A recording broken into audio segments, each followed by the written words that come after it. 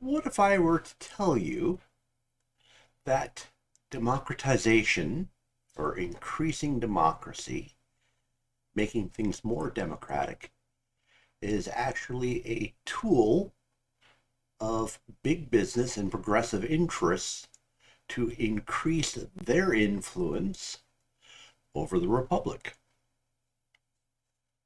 Now,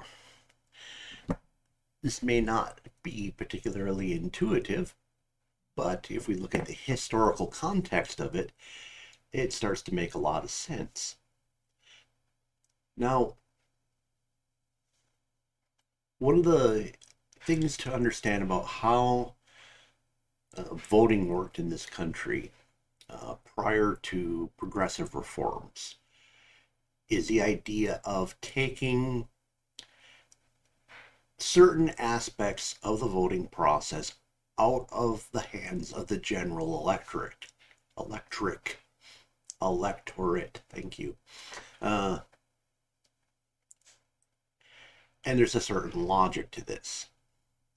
Okay, so let's look at the ill-fated American Whig Party. Now, a lot of people, or a lot of historians, will note that the Whig Party collapsed and ended because of its inability to change to the conditions of the new politics of the 1850s and early 1860s. In fact, the Whig Party was functioning outside the control of the electorate.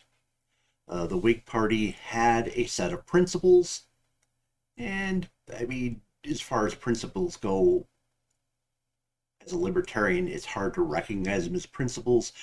They're more platform planks that they adhered to rigorously. And rather than change, the culture of the party chose to die rather than change its principle. And in a good, in a true market sense, other parties came and filled the gap. And I think this is generally a good process. But one of the things that happened along the way is there were processes that were altered that ended the state of affairs, forcing parties and the electorate to essentially forcing the parties to the will of the electorate. Now, if you looked at American politics in the call it the Jacksonian era, when the Whig Party was actually a functional party that could field candidates and get things going. For the most part, all state parties of all party types did not have a primary system for picking its candidates. They had some variant of the caucus system. Now, for you, those of you who don't know what the caucus system is, essentially, typically it's at the county level. They could break it down into smaller units for more populous areas, but let's just say the county level for now. So what would happen is when you had a caucus, every county would convene the local party at some location in the county, and this would be well known to people. And people who were party members, and a member being defined as whatever the local or state party decided was a party member, the local party members would come, and they would end up figuring out who was going to be their candidate. And typically there were two major aspects to how various candidates got picked. Part of it fell down to how well did you toe the line to ideology? Do you know how to fulfill the party's principles? And I mean, there could be some nuance there where a person would say, yes, I'm absolutely for this particular item that we're all for, but I'm going to phrase it in a different way once I get to once I get to the main election, because uh, people don't want to necessarily hear it in those stark terms. The other item that would be is essentially what was known as the spoils system. Candidates bought the loyalty of other party members by essentially promising them political jobs when they were elected, whatever was in their means. And for lower level officials who had no jobs that could be handed out, there's probably promises of you know future jobs for either them or their family members should they make it to higher office.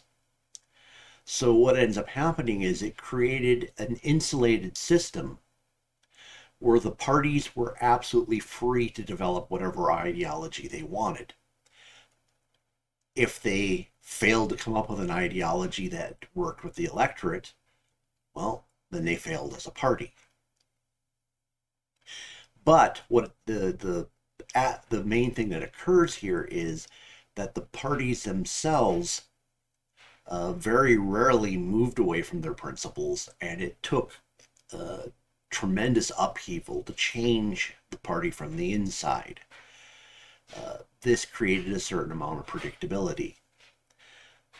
Now, one of the big things by it, so let's go ahead and compare a primary to a caucus. So in a caucus system, it's entirely party members deciding who are going to be the candidates. When you change it to a primary system, it alters the power structure. No longer is the internal party structure as important as it was before. Now, there's still some of the aspects that were there before in function, but what ends up happening, in order to win the primary, you now have to reach out to the electorate. To reach out to the electorate requires pandering, requires watering down the message. It requires adopting a message that isn't necessarily the party's. But more important than anything else, it requires lots and lots of money. In order to win the primary, you have to get big donors to come in on your side. This is how big business and progressive agenda got inserted into our system. And this was completely by design. If you read Rothbard's The Progressive Era, he details this quite well, explaining how it was truly progressive and big business agenda to switch over from the caucus system to the primary system in order for them to have influence over the candidates and thus get candidates more to their liking. And so if all the parties are using a primary system and not a caucus system, well, then you can basically take both parties and moderate their message more to a center where you don't really have that big of a choice between the two parties anymore. So although the caucus system may seem very primitive, it protects the ideology of the party.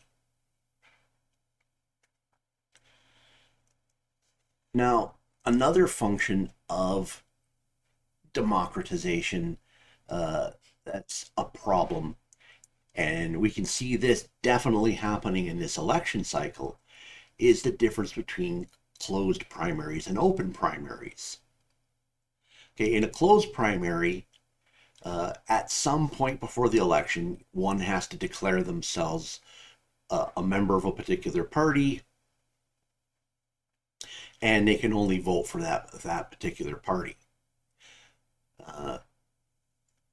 And in a variation of this, for the for some of the closed primary systems, the state has loosened up the rules to make it easier for someone to declare a party at the last minute and walk in and vote.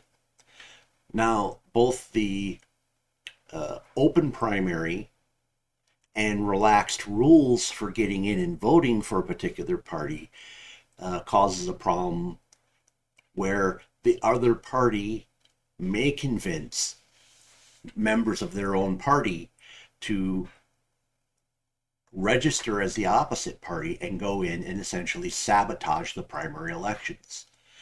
This isn't theory. We're literally being told in the news daily that this is exactly what's happening. And it's all done under the guise of increasing democracy, making things more democratic. I mean, you should be able to vote for whomever you want, and you should be able to change your mind at any moment about what party you're voting for, shouldn't you? Isn't that democratic? Isn't that fair? Now, another item that comes into play in the idea of what things that were previously not democratic at all and what have become democratic is the way we choose U.S. senators. And this is a difficult concept for a lot of people to understand, but initially the setup for in the Constitution for choosing a senator was senators were chosen entirely by their state legislatures by whatever means they decided they were going to do this. As they went along, a lot of the state legislators started adopting popular vote of the electorate as a replacement, but obviously not all did. And we ended up getting an amendment to the Constitution saying all senators will be elected democratically by the general electorate. Now, why would choosing a senator from the legislature be superior than having the people vote for him or her? Well, it's pretty simple. It's the same reason the changing from the caucus to the primary system. Okay, before, senators were pretty much isolated from big money. They weren't running campaigns across their state. They were people well known within the legislature. The legislature itself, now it's possible they could be influenced by people saying, "Hey, vote for this guy." You know, we'll give you a big campaign contribution if you pick this guy for senator. But it's a lot harder to get in there because, you know, when a smaller group, people will recognize and say, "Hey, you know, you don't like that guy. Who's paying you?" That kind of stuff would happen. So you would end up, or previously, your senator to the U.S. Senate was beholden to nobody. He didn't need campaign contributions. He wasn't being bought and paid for. The only people he needed to make happy was his state legislature. Thus, he was a true representative of his state rather than a representative of the interests who could give him the most money for his election. Once the Senate system is changed to where it's no longer the legislature, now it's popular vote, well, now it's big money deciding who gets to be senator. And again, this is not accidental. This is by design. Again, read Rothbard's book, where essentially this was part of the progressive agenda, and it was also the agenda of big business to get this amendment to the Constitution in order to alter how senators are chosen. As we have primaries all around the country at the moment, a lot still coming up, and obviously a general election coming up in November, thought this might be some food for thought for you. The idea that democracy isn't always the best thing.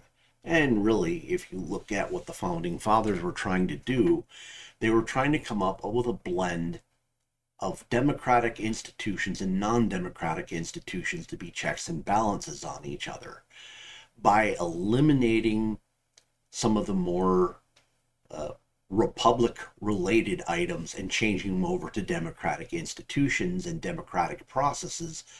We actually lost some of these checks and balances.